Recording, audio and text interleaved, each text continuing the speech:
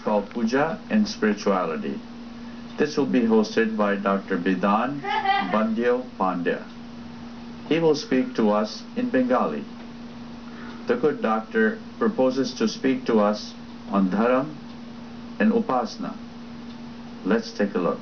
Welcome to Puja and Spirituality. I am Dr. Bidhan Bandyopadhyay, host of this show. সুধী দর্শকবৃন্দ, আজকের আসরে প্রথমে আপনাদের জানাই সাদর আমন্ত্রণ। আমি ধর্ম সম্বন্ধে আপনাদের কিছু বলবো। যদিও ধর্ম সম্বন্ধে কোনো বক্তৃতা হয় না, ধর্ম বোধের বিষয়। এ সম্পর্কে বলতে গেলে বলতে হয়, ধর্ম হচ্ছে জীবনের কলা, যা জীবনের উদ্বর্তনকে ত্বরান্বিত করে স্বভাবের উৎকর্ষতাকে বাড়ায় এবং আধ্যাত্মিক চেতনার উত্তরণ ঘটায়। তাই জীবনের এই কলাকেই বলা হচ্ছে ধর্ম। ধর্ম শব্দটি সংস্কৃত শব্দ।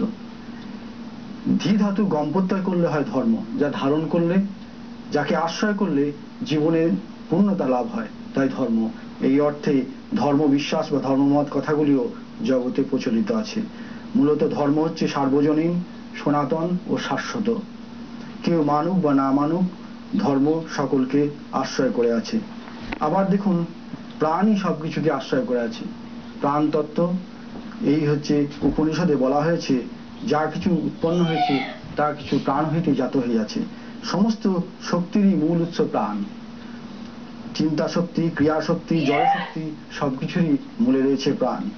আবার এই বিশ্ব চরাচর যা কিছু দেখছি সবকিছুই প্রাণই তার মূলে রয়েছে। স্থূল সূক্ষ্ম কারণ সমস্ত কিছুই প্রাণের প্রকাশ বা বিকাশ। প্রাগ উৎপত্তি, উৎপত্তি, প্রবৃদ্ধি, রূপান্তর, ক্ষয়, লয়, জগতে যে এই ষঠবিকার হচ্ছে তার মূলই হচ্ছে প্রাণ। আবার জীবন, জন্ম, মৃত্যু, এটাও যে প্রাণকেন্দ্রিক, একথা বলারও অপেক্ষা রাখে না। তবে দেখুন, জগতে অনেক প্রকারের উপাসনা পদ্ধতি রয়েছে, এগুলো সমস্তই প্রাণকেন্দ্রিক। এগুলো অর্থে প্রাণকেন্দ্রিক উপাসনায় অধ্যাত্ম বিজ্ঞান বা অধিবিদ্যা। সুতরাং প্রাণের অনুসরণ করলে আমাদের জৈবিক উদ্বর্তন বা উৎকর্ষতা বৃদ্ধি পায়। এর দ্বারা আমাদের ব্যক্তি চেতনার উত্তরণ ঘটে। মানুষ যে চেতনায় আছে সেই এই চেতনাকে ক্রমশ উত্তরণ করে চৈতন্যে উপনীত হয়। ধর্ম মূলত সর্বজনীন, স্বাধীন, সনাতন ও শাশ্বত। আমরা মানি বা না মানি, ধর্ম কিন্তু আমাদের আশ্রয় করে আছে, কারণ আমরা যে জীবিত আছি তার মূলেই রয়েছে প্রাণ। এবারে ঈশ্বর সম্বন্ধে বলছি। ঈশ্বর শব্দটি বৈদিক শব্দ। য ঈক্ষয়তি স ঈশ্বর, অর্থাৎ যিনি ঈক্ষণ করেন, অর্থাৎ যিনি প্রকাশ করেন। এই জগতের প্রকাশককে বলা হচ্ছে ঈশ্বর। সমগ্র জড়জগৎ আর জীব জগৎ সবকিছুর মূলেই রয়েছে ঈশ্বর। ঈশ্বর রয়েছেন সর্বভূতে, সর্বজীবের অন্তরে। যে সত্তাটি লুকিয়ে রয়েছে সেটাই পরম সত্য ঈশ্বর। ঈশ্বর পরম সত্য স্বরূপ, পরম চৈতন্য স্বরূপ আর পরম আনন্দ স্বরূপ। এই জন্য ঈশ্বরকে বলা হচ্ছে সচ্চিদানন্দ, পূর্ণ সত্য, পূর্ণ চৈতন্য, পূর্ণ আনন্দ স্বরূপ, যা আমাদের অন্তর্নিহিত চেতনার মধ্যে নিহিত আছে। এই পরমানন্দ ঈশ্বরকে বোধে বোধ করতে গেলে, আমাদের অন্তরাত্মাকে বোধে বোধ করতে গেলে ধর্মের অনুসরণ করতে হয়। তাই ঋষিরা বললেন, উত্তিষ্ঠিত জাগ্রত প্রাপ্য বরণ্য বোধত, অর্থাৎ কিনা ওঠো, জাগো এবং পরম সত্যকে বোধে বোধ করো।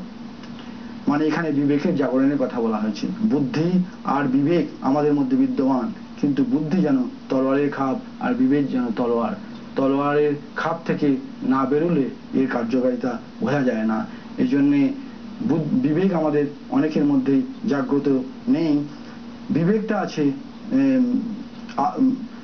আছে মানুষের মানবিক স্তরে, জৈবিক স্তরে নেই। কিন্তু এর মধ্যেই রয়েছে আধি ভৌতিক, আধি দৈবিক, আধ্যাত্মিক তিনটে স্তর। আর রয়েছে তমপ্রধান, রজপ্রধান আর সত্যপ্রধান মানুষ। তমপ্রধান মানুষেরা তামসিক বলা হয়েছে এদেরকে। এদের অলস এবং এরা অহংকারী। আর রজপ্রধানকে বলা হয়েছে যারা ভোগ প্রধান ও কর্মপ্রধান। আর সত্যপ্রধান যারা হচ্ছে সাত্ত্বিক, যারা সৎ এবং ধার্মিক লোক। তাই এই হিসাবে তমপ্রধান মানুষেরা রজপ্রধানকে আশ্রয় করে, রজপ্রধান মানুষেরা সত্যপ্রধান মানুষকে আশ্রয় করে সত্যগুণে উন্নতি হবে। কিন্তু সত্যগুলি কি শেষ কথা? না, ভগবান শ্রীকৃষ্ণ গীতাতে বললেন নিস্ত্রৈগুণ্য ভবর্জুন, অর্থাৎ আমাদের ত্রিগুণাতীত হতে হবে। ত্রিগুণাতীত তৈরি অবস্থায় ভগবানকে বলা হয়েছে তিনি অনির্বচনীয়। তাই এই ধরনের মানুষ খুব কমই আছে, এরা হচ্ছে ঈশ্বরকরী মহাপুরুষ। এবারে মঙ্গলাচরণের যে স্তোত্র, শান্তি স্তোত্র দিয়ে আজকের অনুষ্ঠান শেষ করব। সেটা হচ্ছে ওং পূর্ণমদঃ পূর্ণমিদং পূর্ণাৎ পূর্ণমুদচ্যতে পূর্ণস্য পূর্ণমাদায় পূর্ণমেবাবশিষ্যতে। ওম শান্তিঃ শান্তিঃ শান্তিঃ।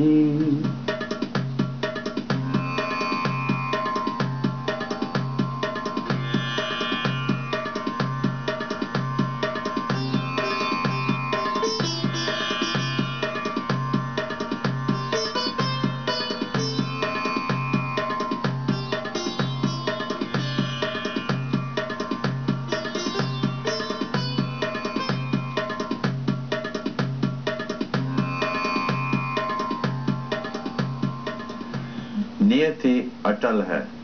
That means you can do good, and it is that goodness which will carry you far in life. To speak to us more on this subject matter, we have our